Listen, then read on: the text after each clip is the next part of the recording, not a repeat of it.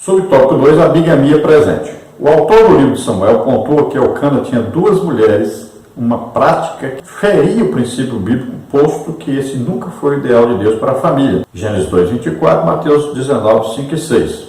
Embora fosse tolerado pela lei, Deuteronômio 21, de 15 a 17, então aqui mude isso aí, não era tolerado pela lei. Alguns homens na Bíblia foram polígamos, mas tiveram consequências gravíssimas, como Abraão, Jacó, Gideão, Davi, Salomão. A prática comprometedora de Elcana trouxe problema para si e para sua mulher Ana, a quem amava, pois Penina provocava sua rival, visto que ela tinha filhos, mas Ana não. Crê-se que o casamento de Elcana com Penina se dera por causa da esterilidade de Ana. Por vezes, nossos lares se tornam conflituosos devido à falta de prudência e sabedoria de um dos cônjuges. Por isso é imperioso que o esposo e a esposa saibam proceder com verdade e sinceridade, relacionando-se um com o outro em amor, como está em Efésios 4:2, e pedindo sabedoria do alto para a solução de conflitos, como está em Tiago 1:5. Então acredita-se que Elcana seguiu o mesmo costume da terra. Assim como Abraão, Sara disse para ele ter um filho com Agar, já que ela era estéril. Elcana, vendo que sua mulher não tinha filhos, não sabia que era Deus que tinha cerrado a madre dela, então acreditamos aí que ele tenha arrumado a Penina, então essa outra mulher, para que esta outra mulher gerasse filhos, já que Ana não tinha filhos. Então Elcana seguiu os passos de Abraão, fez a mesma coisa. Então, arrumou um filho fora então do seu casamento. Então ele arrumou uma mulher que pudesse gerar filhos para ele e dar continuidade à sua família. Se ele fosse um homem que tivesse a fé igual de Ana, ele faria o mesmo que Ana fez. Foi buscar em Deus, orou e acreditou em Deus, teve fé e Deus deu o filho. Então nós vemos outras pessoas na Bíblia que fizeram a mesma coisa. Então nós temos exemplo aí, Abraão, aí tem até hoje aí a briga de árabe e judeu, devido ao caso de Abraão que teve filho com Agar. Vemos aí exemplo de Davi, os seus filhos até se mataram uns aos outros, Teve os casos de Salomão, que a mesma coisa aconteceu, filhos se matando por causa do reino, e existiu aí divisão do reino e tanta consequência terrível. Então na Bíblia nós encontramos esses casos de maridos que arrumaram outras mulheres e o resultado foi funesto, foi realmente triste. Jesus falou sobre isso e disse que não era da vontade de Deus. Explicou: deixará o homem, seu pai e sua mãe, se unirá à sua mulher e serão os dois uma só carne. Então os dois unidos, só um homem e uma mulher. Veja bem que é sempre um homem e uma mulher. E sempre um homem com uma mulher só. E a mulher com um homem só. Então conflito nos lares, isso sempre vai existir. Não existe uma pessoa pensar exatamente igual a outra pessoa. Então nós temos que tolerarmos uns aos outros, sempre colocar o amor a Deus em primeiro lugar, a obediência a Deus. Então deve haver sempre a verdade no lar, deve ter sempre aí a confiança, buscando sempre as melhores soluções de acordo com Deus, sempre buscando o que Deus deseja, como Deus quer que seja feito, buscando sempre a direção então do Espírito Santo, vivendo então em amor e obediência a Deus. Os dois devem sempre orar, sempre pedir a orientação de Deus. E os filhos devem ser ensinados a fazer exatamente isso, orarem e buscarem a direção de Deus, sempre vivendo em obediência aos seus pais. Subtópico 3, uma família piedosa. Apesar de todas as querelas presentes na família de Samuel, há um destaque especial para o seu lado piedoso. De ano em ano subiam todos à casa do Senhor para o adorar. Siló era o centro religioso da nação, que distava de Betel, 18 quilômetros ao norte. Essa família subia para prestar culto ao Senhor dos Exércitos. Apesar das dificuldades, pais e filhos não devem deixar de ir à casa de Deus, pois ali Deus fala conosco. No tocante à piedade, Paulo diz que ela é proveitosa para tudo. A palavra piedade do grego eusébia remete a reverência, respeito, temor e fidelidade a Deus. Assim, se no lar existe a verdadeira piedade, não haverá desrespeito aos pais, nem abandono dos filhos em sua velhice. 1 Timóteo 5,4. Então, apesar de todos os problemas que existiam ali na casa de Elcana e Ana, então com aquela presença de Penina e seus filhos, toda aquela confusão, aquela divisão, nós vamos ver que todos os anos eles subiam à casa do Senhor para prestar um culto ao Senhor. Então, havia um esforço em servir a Deus, em seguir a Deus, em obedecer a Deus, em prestar um culto a Deus. Pelo menos, isso aí é uma coisa de elogio a esta família. Nós vamos ver que Elcana também concordou com o voto de Ana, e isso também é um voto a favor dele. Então, cremos que quando nasce Samuel, ele vê que ele está errado realmente por ter pegado uma outra mulher para gerar filhos para ele, ao invés dele seguir a fé e a oração e acreditar em Deus. E Ana, então, teria filhos. Agora ele pode ver, então, que deveria ter feito isso, mas já era tarde. Ele tinha agora a Penina e muitos filhos. Então, dali para frente, Ana começa a ter os seus filhos, além de Samuel. Samuel foi viver em Siló, onde era o centro religioso, onde se prestava adoração a Deus. Muito provavelmente ali existia, então, um tabernáculo montado, e o sumo sacerdote ali oferecia os sacrifícios. E nós vamos ver que Elcana vivia lá em Ramá, mais ou menos 25 quilômetros de distância entre Ramá e Siló. Então Elcana ia todo ano prestar um culto a Deus e levava a sua família ali, cada um oferecia um sacrifício a Deus.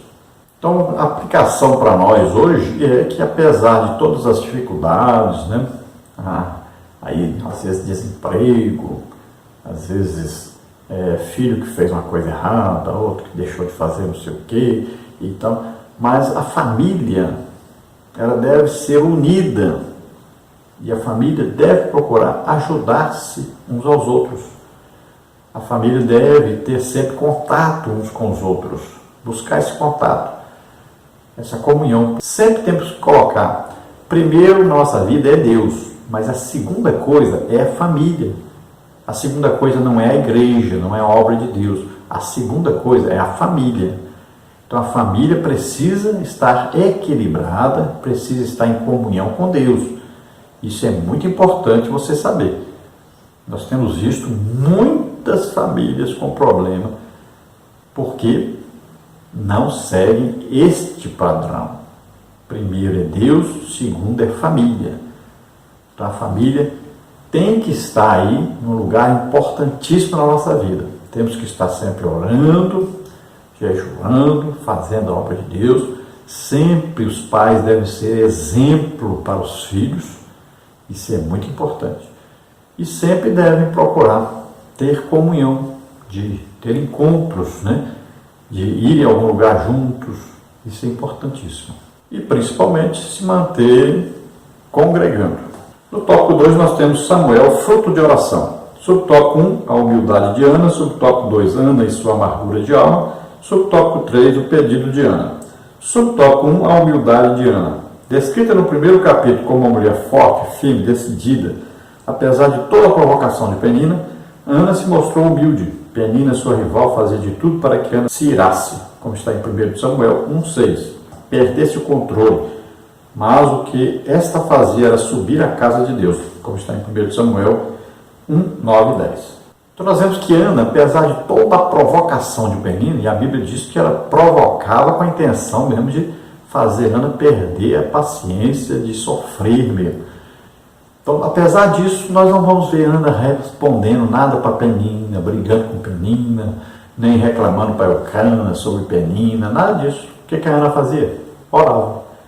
Então é isso que devemos fazer, orar, buscar em Deus. Deus é que vai cuidar de nós.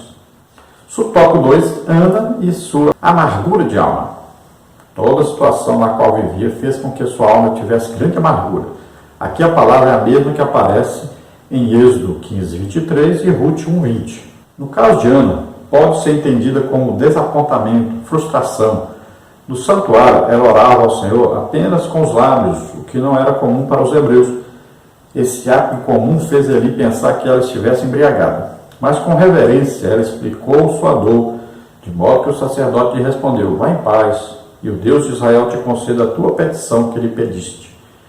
1 Samuel 17. Assim aprendemos que as nossas amarguras e ansiedades devem ser colocadas perante o soberano Senhor. Ele sabe como tratar conosco. 1 de Pedro 5, 7. Então aqui a amargura de Ana era o quê? Era a frustração por não poder ter filhos e viver humilhada pela sua rival, né?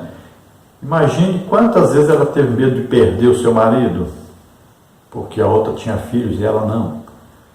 Imagine quantas vezes ela pensou que Deus não a amava porque ela não era abençoada, não tinha filhos. E Israel, a mulher que não tinha filho, era humilhada, né? E era tida assim como uma pessoa que Deus não gostava dela.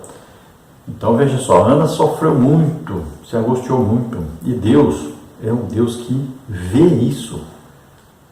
Quer ver Deus olhar para a pessoa? É quando todos começam a humilhar essa pessoa. É quando todos começam a deixar essa pessoa de lado, começam a abusar dessa pessoa. Quando a pessoa se torna nada mesmo, perseguida, aí Deus entra com a sua providência. Deus vem em socorro dessa pessoa. Deus não gosta que as pessoas façam isso, que humilhem os outros. Então, quando a pessoa está bem humilhada, quanto mais a pessoa é humilhada, mais Deus exalta essa pessoa, mais Deus chama essa pessoa, mais Deus capacita essa pessoa para fazer a obra de Deus. A perseguição, na verdade, traz bênção para aquele que é perseguido. Então Ana orava com seus lábios, orava baixinho. O judeu geralmente fala alto, né? Ele ora falando alto. As pessoas à sua volta escutam. Pode ver que Jesus, quando citou o caso daqueles dois homens orando, né? Que um dizia que não queria ser como o outro, mas o outro dizia que era um pecador, miserável, tá? Veja que todos escutavam a oração. E é assim que eles oravam, todos escutavam o que eles estavam falando. Por isso se tornava uma hipocrisia, muitas vezes, que a pessoa se exaltava na oração. E os outros ficavam escutando, né? Achando que ele era alguma coisa. Então veja só, a oração aqui que Ana fazia, era uma oração que ela falava, mas bem baixinho, era entre ela e Deus. Ela não queria ninguém ouvindo. Ali era uma coisa de intimidade, de comunhão, de conversar realmente com Deus e não falar para que as pessoas pudessem ouvir. O sacerdote ali, vendo isso, achou que essa mulher estava bêbada. Então chegou e foi repreendê-la. Ela disse: não, senhor, eu não estou bêbada. Estou orando, conversando com Deus, pedindo a Deus um filho. Subtópico 3, o pedido de Ana. Ana pediu um filho para Deus. Nesse pedido, ela fez um voto, mencionando duas promessas. Primeira, se o pedido fosse atendido, ela dedicaria o seu filho como levita para sempre. 1 Samuel 22. Note que o ministério de levita durava até 50 anos, números 4 e 3. Segunda, ele seria um nazireu de Deus, 1 Samuel 1:11. Observe que o nazireado tinha um tempo determinado também, números 6, de 2 a 5. Deus ouviu o pedido de Ana e agiu em seu favor. A expressão lembrou-se dela aponta para o socorro divino. Como é maravilhoso entregar tudo a Deus, levar em nossas causas, pois se eu agir é certo, Deus ainda intervém. Então veja bem que Ana faz um voto. Isso é muito importante diante de Deus. Se você deseja realmente uma coisa de Deus, se você quer uma coisa importante para Deus, se você quer se consagrar, quer ser usado por Deus, é importante esse voto. Então pense bem antes de fazer, não vai fazer voto impossível de ser cumprido depois. Mas aqui esse voto de nazireado era um voto que dependia do tempo que a pessoa fizesse o voto. No caso de Ana, ela fez o voto que para sempre Samuel seria de Deus e para sempre ele seria nazireu. Veja bem, não é um voto temporário. As pessoas fazem um voto e falam assim: olha, eu vou fazer um voto aqui, por exemplo, que se o senhor fizer isso, eu vou ler a Bíblia todo esse ano. É um voto. Então, acabou o ano, você já leu a Bíblia, pronto, acabou o voto. Mas o voto de Ana não. O voto de Ana foi para sempre. Então, Samuel foi entregue a Deus para sempre. Pertencia a Deus. Ela nunca mais teria Samuel como o seu filho debaixo do seu domínio. Ele agora era de Deus, pertencia a Deus.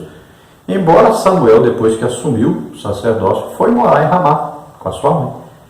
Veja que ele morava em Ramá. E nós vamos ver que também a Ana fez outro voto. Ele seria nazireu e sobre a sua cabeça não passaria navalha. Então Samuel era um homem que tinha um cabelo muito grande, né? Porque a sua mãe fez um voto que ele nunca cortaria o seu cabelo. Veja só, coisa interessante para aprender sobre Samuel.